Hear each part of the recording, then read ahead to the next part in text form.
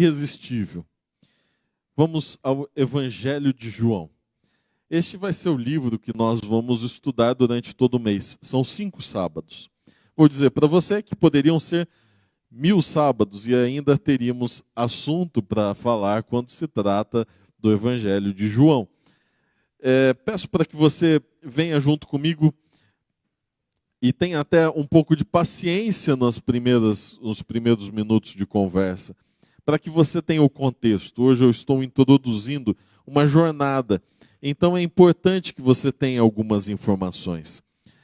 Nós vamos estudar o primeiro trecho do capítulo 1 do Evangelho de João. Você pode deixar a sua Bíblia aberta lá. Nós temos 4 evangelhos no cânon bíblico. Muitas pessoas escreveram acerca da vida de Jesus, mas 4 livros de 4 autores diferentes foram selecionados para fazer parte do cânon bíblico. Era parte dos livros dos rolos que andavam juntos, que eram levados juntos para as igrejas cristãs no primeiro século. Mateus escreve especialmente para os judeus. Genealogia, uma coisa que a gente pouco compreende, mas fazia muito sentido para os judeus. Era muito importante provar que Jesus vinha da descendência de Davi. Ele enfatiza o Jesus de Nazaré, cumprindo todas as profecias messiânicas do Antigo Testamento. Marcos escreve para os romanos, atarefados. Enquanto Mateus enfatiza o caráter do rei, Marcos apresenta o servo ministrando ao povo necessitado. Para os romanos fazia sentido um Deus que atendia às necessidades. Lucas escreve os seus evangelhos aos gregos. E ele lhes apresenta o Filho do Homem, o Salvador compassivo. 3 visões diferentes. Estes 3 primeiros evangelhos relatam muito mais os fatos do que o conteúdo, do que a experiência. Você tem uma preocupação em abranger a maior quantidade de fatos nesses evangelhos. Mas quando olhamos para o Evangelho de João, o 4º evangelho, parece que ele é tão diferente que chega a ser questionado por alguns teóricos. Porque ele fala de fatos que muitos dos outros 3 evangelhos nem chegam a citar. Ele mostra um ministério de Cristo completamente diferente. Ele se foca em poucos eventos, mas com muita profundidade. Ele olha completamente diferente para a história da vida de Jesus e nos conta de maneira espetacular a presença do Deus vivo entre nós. Esse é o fato impressionante da Bíblia. Deus visitaria o ser humano? Deus habitaria entre nós? Ou Deus seria uma entidade distante, atemporal?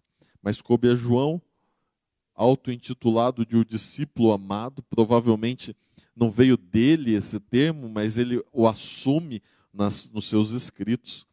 Escrever um livro tanto para judeus quanto para gentios, apresentando Jesus como Filho de Deus. Sabemos que João escreveu o seu relato e ele tinha em mente os gentios tanto quanto os judeus, porque muitas vezes ele interpreta para os gentios os termos que eram comuns à cultura judaica.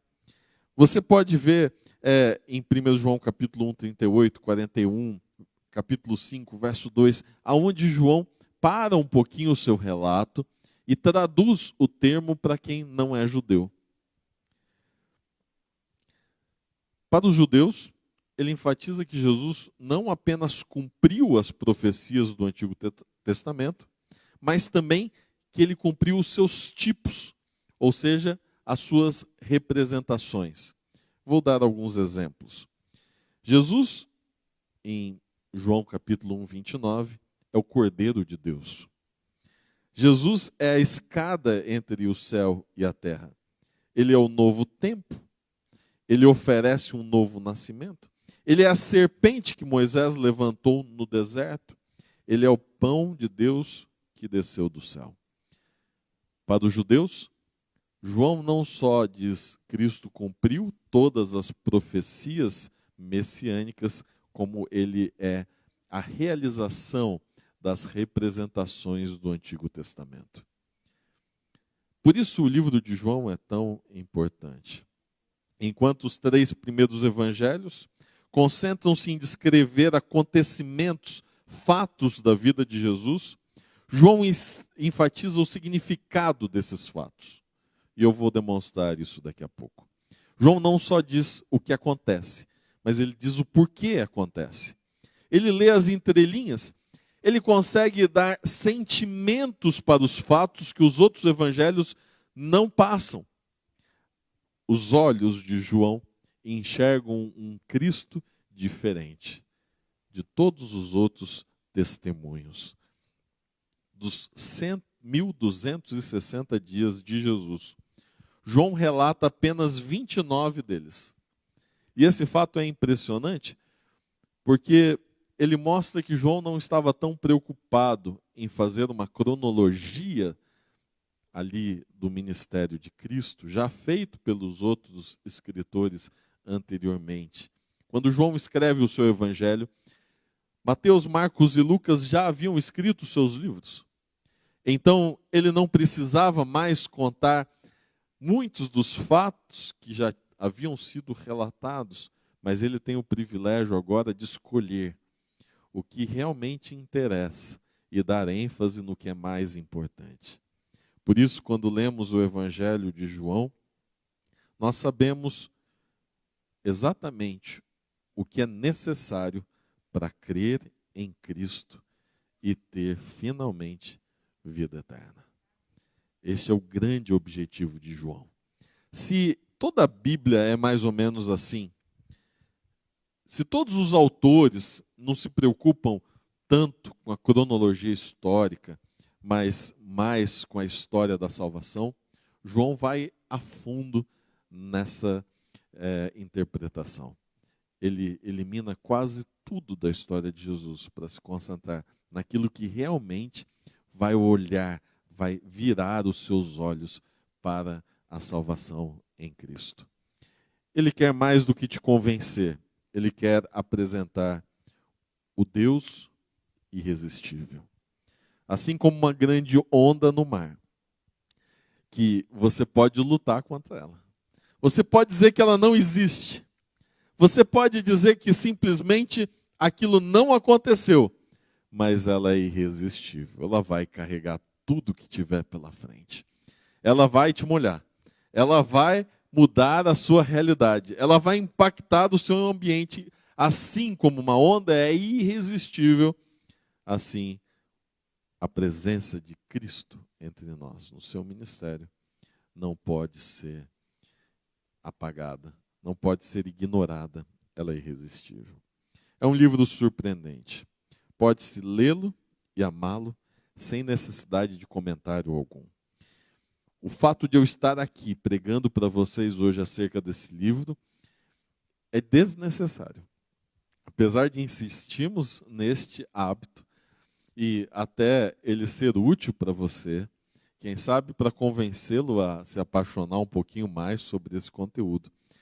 A simples leitura do Evangelho de João é tão cativante, é tão simples ao entendimento daqueles que têm menos ou mais cultura, menos ou mais educação, de que é desnecessário qualquer tipo de explicação. Mas ainda assim, repetidamente, João inclui pequenos toques extras, que soam como lembranças de alguém que esteve presente naquela situação, que descreve de maneira exata detalhes que passaram desapercebidos. Por exemplo, no capítulo 6, verso 9, os pães que o garoto trouxe para a multiplicação dos pães e peixes era de cevada. Apenas João reparou em qual era o grão que era feito aqueles pães. Impressionante. Quando Jesus se aproximou de seus discípulos enquanto cruzavam o lago durante a tormenta, tinham remado entre 25 e 30 estádios. Só João sabia a distância exata que os discípulos haviam remado naquela noite, mesmo em meio à tormenta. Em Caná, da Galileia, aliás, o único a relatar esse milagre, haviam 6 talhas de pedra. É o único que fala da coroa de espinhos. É o único que repara na cabeça de Cristo a coroa de espinhos. Aliás, é o único homem dos discípulos a seguir a Cristo durante todos os momentos da sua paixão. E por isso é ele que consegue relatar com detalhes o que aconteceu naquele dia. Porque de todos os 12 discípulos, ou das centenas de pessoas que acompanhavam a Cristo, o único discípulo que viu todos os momentos da paixão foi João. Por isso o seu relato é apaixonado. Por isso o seu relato é impressionante. Último exemplo do detalhamento desse livro está no capítulo 12, verso 3. É ele que recorda como o perfume do unguento usado para ungir Jesus tomou conta daquele ambiente. É como se João estivesse descrevendo e você consegue se sentir dentro de uma cena, você consegue perceber que as pessoas estão num jantar, que de repente um aroma especial vai tomando conta do ambiente, e você começa a sentir aquele cheiro e procurar de onde vem, e aquele aroma é impressionante, o seu cérebro já diz para você de que aquele perfume é caro, de que aquele aroma você não sentiu muitas vezes, ele diz para você que é muito bom, e de repente quando você vira os seus olhos, você vê a cena de Jesus sendo ungido. É ele que relata as palavras de Judas neste momento.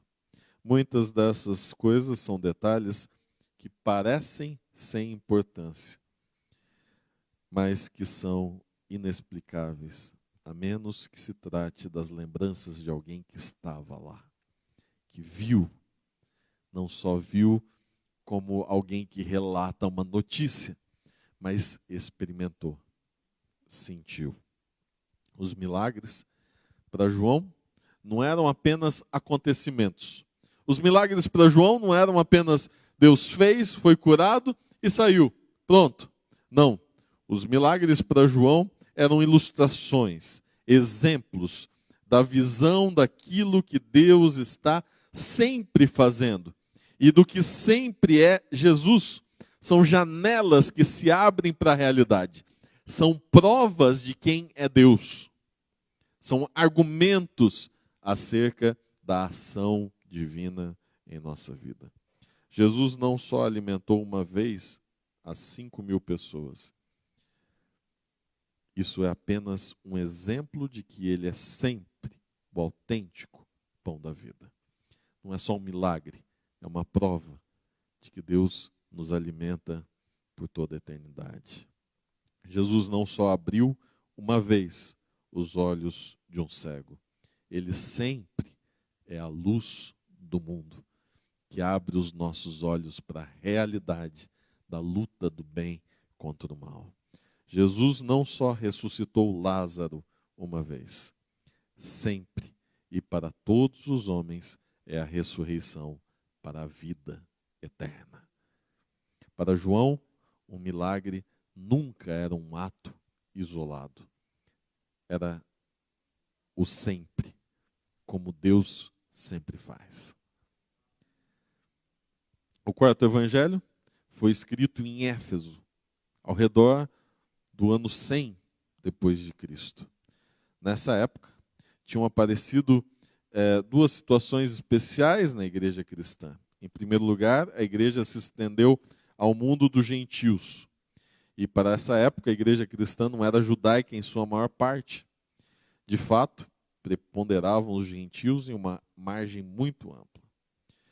O ambiente não era mais judeu, mas helenista. Isso fica claro no texto de João. Deixa eu fazer um parênteses aqui sobre o termo gentil.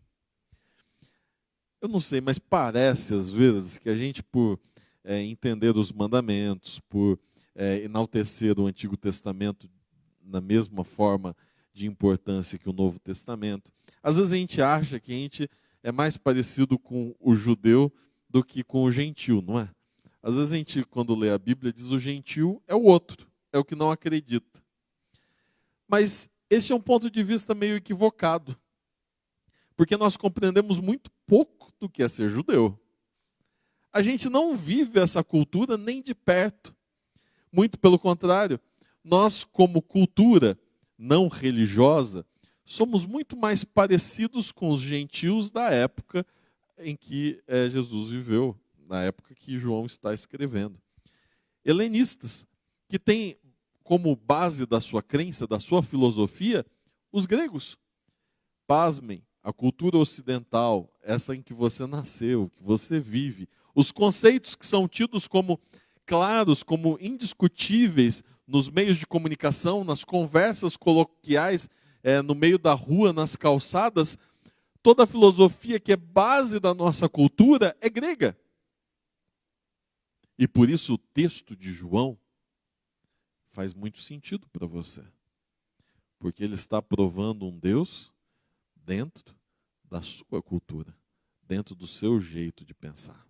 Mais do que isso, ao escrever no fim, ou perto dos 100 anos depois de Cristo, desta data, João já conhece pessoas que se converteram e não conhecem ninguém nem que viveu perto de Jesus. E este é um fato impressionante porque nós também não tivemos o privilégio de ver a Cristo e muito menos de conhecer pessoalmente alguém que esteve com Cristo. Muito longe disso. Por isso esse evangelho também faz muito sentido para nós. Os gregos pensavam de que maneira? Primeiro, eu vou resumir muito aqui, mas primeiro, eles pensavam em dois mundos. Um mundo em que nós vivemos, que é sombra de um mundo real. Quando João escreve o seu texto, ele diversas vezes ressalta a necessidade de entender a Cristo como sendo o Cristo real, verdadeiro. Jesus é a luz real, é o pão real, é a videira verdadeira. A Jesus pertence o julgamento real. Jesus é o único que possui a realidade nesse mundo de sombras e imperfeições. Isso é fácil de entender. Quando você conversa com qualquer pessoa aqui, no nosso bairro, na nossa cidade, ela vai entender de que aqui é um lugar mau e que existe um outro lugar bom, não é? Facilmente.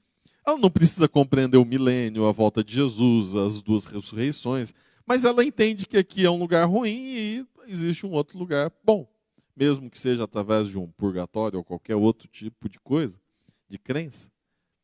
Esse é o conceito grego, que permanece até hoje na nossa cultura. Então é fácil você olhar para o texto de João e entender que Cristo é o verdadeiro. Isso combina com o que você acredita. Cristo veio apresentar o seu reino de verdade eterno. Este é o caminho apresentado por Cristo. O segundo conceito dos gregos é o conceito do logos, da razão. Para o grego, você nunca poderia chegar a uma conclusão que não fosse lógica, racional, discutível.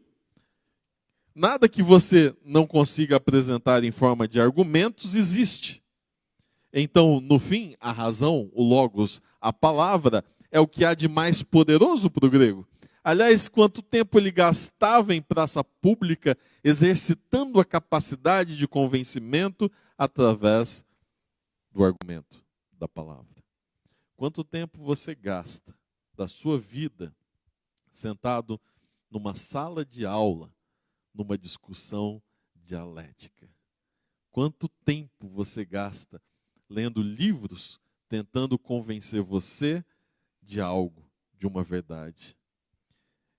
Faz parte da nossa cultura e por isso que agora, finalmente, nós vamos para a palavra. Obrigado porque você teve paciência até agora. Mas esses argumentos, com certeza, fizeram a sua mente se abrir para um contexto, para uma importância que fará sentido por um mês inteiro. E por isso eu dediquei esses minutos para que você compreendesse esse contexto. João, no capítulo 1. João vai apresentar a Cristo como o Logos, como a palavra, como o argumento, como o grande conceito. E isso faz muito sentido, porque é isso que vai convencer a nossa mente a crer em Cristo. Versos 1 a 5. No princípio era o verbo, o Logos, a palavra. E o verbo estava com Deus e o verbo era Deus. O verbo não provém de Deus, ele é Deus. Ele estava no princípio com Deus. E todas as coisas, ele é o Criador, foram feitas por intermédio dele. Sem o Logos, nada do que existe, do que é real, você, a natureza, nada do que tem lógica, nem as palavras, os argumentos, nada existe, nada foi feito sem ele. Ele é a base de qualquer tipo de conhecimento, de qualquer tipo de realidade. A vida estava nele, e a vida era a luz dos homens. A luz resplandece nas trevas, e as trevas não prevaleceram contra ela. A grande realidade do verbo, do Logos, da palavra, é apresentada agora nos primeiros versos.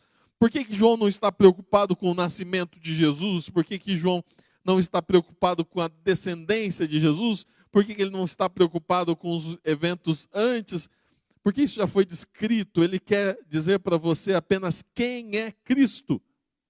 Ele quer provar para você que o Cristo é a palavra. O termo Logos no Novo Testamento é usado 330 vezes, simplesmente de maneira passageira, dizendo ou que alguém disse alguma coisa ou que alguma mensagem foi transmitida, compartilhada. Uma mensagem foi compartilhada. Mas todos os estudiosos olham para este primeiro texto e entendem a preeminência do termo Logos apresentado nos primeiros versos de João. Não há outro Logos a não ser este. Não há outra palavra. Provavelmente João está usando um termo comum ao entendimento do povo da época para explicar Deus. Isso faz muito sentido para nós que temos uma cultura embasada nos conceitos gregos. Para nós, vale muito o argumento bem construído.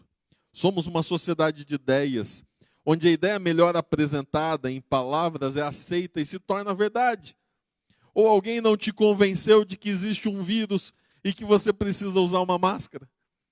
Você já viu esse vírus? Você tem provas de que esse vírus existe? Mas alguém te disse que ele está aí, que ele está aqui. E que sem essa máscara você vai morrer. Não foi isso? Alguém provou em forma de argumentos, de palavras, de conceitos, e todos nós acreditamos. Ih, pastor, vai dizer que isso tudo é mentira? Não, não estou dizendo isso. Eu só quero provar um ponto. De que a palavra é o que nós temos de mais poderoso na nossa sociedade. Uma palavra move a todos. Ou você não sairia correndo daqui se alguém dissesse que está pegando fogo a igreja. Mesmo sem ver a fumaça, mesmo sem ver as chamas. Se eu dissesse para você que a gente está numa emergência, o que você faria? Agiria. É o poder da palavra.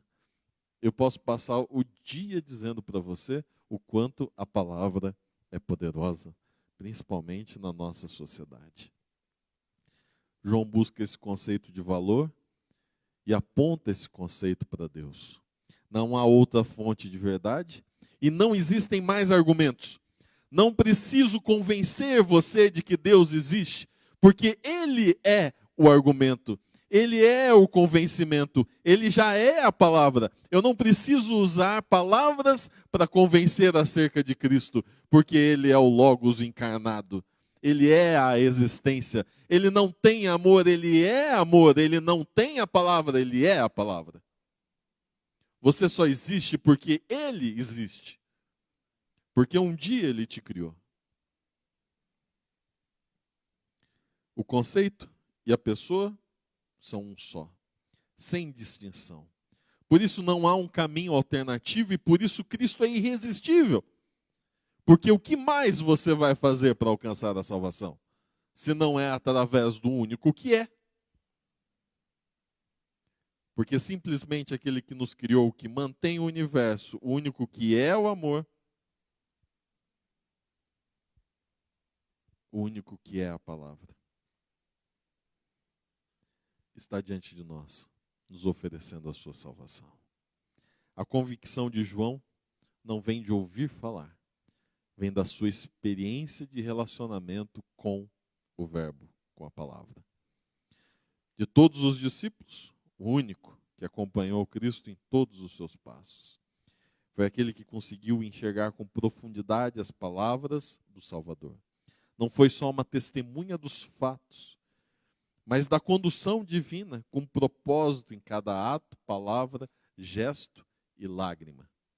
Ele não foi só uma testemunha das palavras de Cristo, mas uma testemunha da ação transformadora do Senhor em nossa vida. Porque o filho do trovão se tornou no discípulo amado. O filho do trovão se tornou no discípulo encostado no peito de Cristo durante a ceia. Ele não só está testemunhando do que ele viu, mas do que aconteceu na vida dele. João vivenciou a maior experiência da história da humanidade.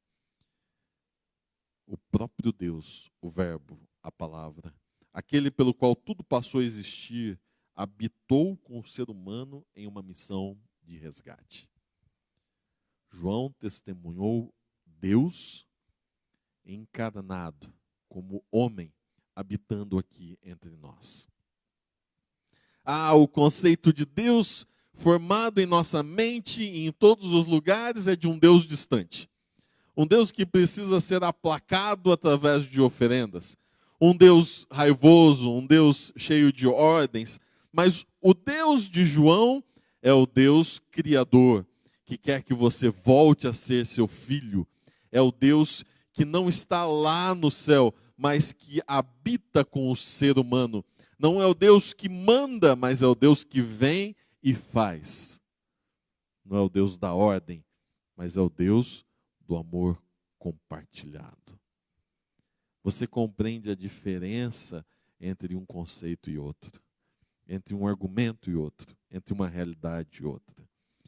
Jesus não é um farol distante, é luz, é lanterna nas suas mãos. Há um paralelo que a gente não pode deixar passar. Se o Gênesis começa com a palavra criando, a recriação, as primeiras palavras do Evangelho começam com a palavra encarnada recriando. Se nós vivemos num parênteses, num hiato de pecado, num desvio da história original, se nós vivemos num momento equivocado, aonde o ser humano errou o caminho, Cristo é o começo da recriação, do colocar em ordem este caminho. O mesmo Deus que disse, haja luz, agora diz, eu sou a luz do mundo, ao espantar as trevas do pecado. O mesmo Verbo que disse, façamos o homem à nossa imagem, diz, tenho dito estas coisas, para que a minha alegria esteja em vós e a vossa alegria seja completa, ou seja, que você seja como eu. É o mesmo Verbo, o mesmo Deus, a mesma palavra. No primeiro capítulo de João está relatado o início da recriação da humanidade. Finalmente o preço seria pago e o ser humano redimido. O fim do hiato, o fechamento do parênteses. Versos 10 a 14, João faz algo que para mim foi impressionante. Um recurso literário.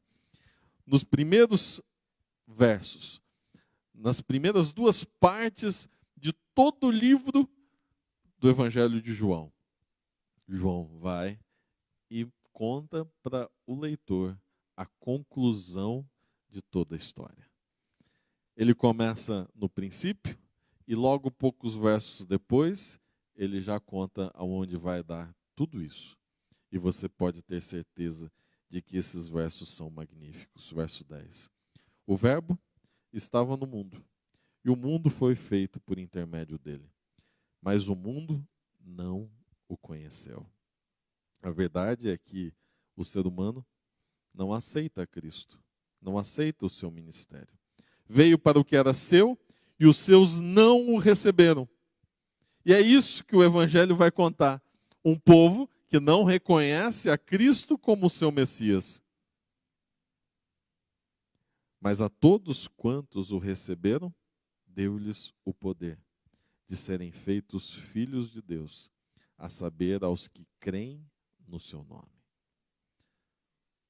O resumo de toda esta história é que Cristo veio, não foi recebido, mas deixou um caminho. Aliás, para João, ele é o caminho. E o caminho é, ao reconhecer o Verbo, ao crer na palavra, recebemos vida eterna. Somos agora considerados filhos de Deus. Verso 13. Os quais não nasceram do sangue, nem da vontade da carne, e nem da vontade do homem, mas de Deus. A oportunidade de salvação não é só para os judeus, os que nasceram no sangue.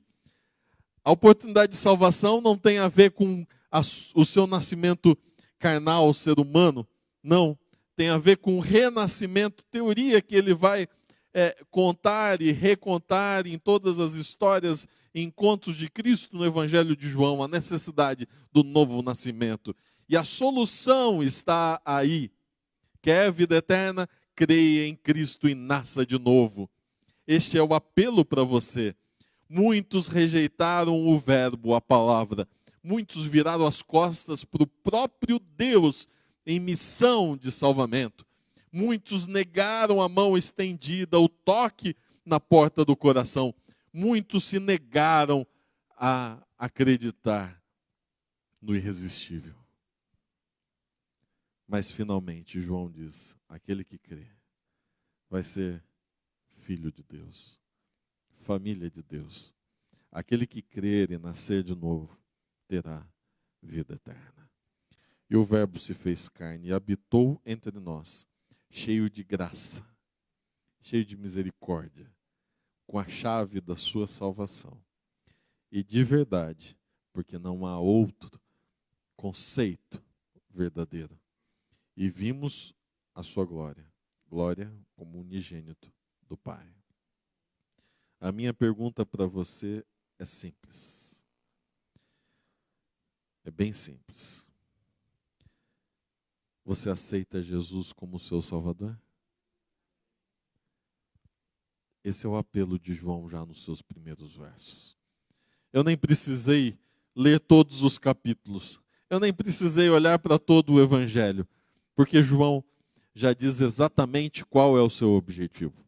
E se você não se convenceu nestas palavras agora, se você não se apaixonou, e deixa eu contar para você que desde sempre, desde que eu conheci o Evangelho de João, é o meu texto predileto.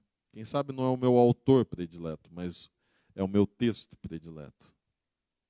E ao ler o livro de João, você já percebeu pela quantidade de sermões que eu prego deste Evangelho, mas ao ler este texto, ele me emociona. Pessoalmente, eu como Mauro, cidadão, ele me emociona. Ele me faz me arrepiar diante das cenas que ele descreve. Faz sentido à lógica da minha mente e faz sentido ao convite do Espírito ao meu coração. E a minha resposta a esta palavra, este verso, é sim, eu aceito. Eu quero essa salvação. Eu quero conhecer este Deus que agiu dessa forma maravilhosa. Eu gostaria que você sentisse o mesmo. Por isso hoje eu dediquei tanto tempo contando um pouquinho sobre o contexto, para que você se apaixone por esse autor, por esse texto por essas palavras.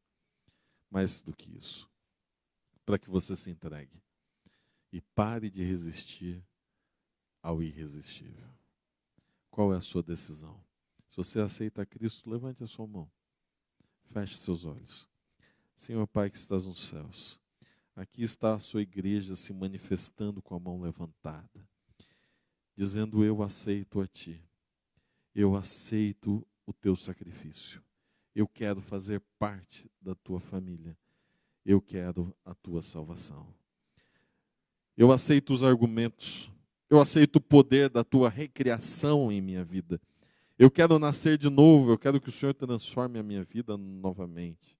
Que eu deixe de ser o velho homem, que eu abandone os meus vícios, que eu coloque de vez o Senhor como prioridade em minha vida. Por favor, Senhor, nós queremos sim que o Senhor resolva a crise, seja ela financeira, emocional, física. Mas isso tudo faz parte desse contexto de mundo pecaminoso.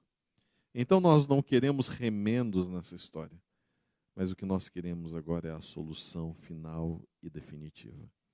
Por isso nós rogamos pela tua breve volta. E é isso que nós pedimos e agradecemos por amor e em nome de Jesus. Amém.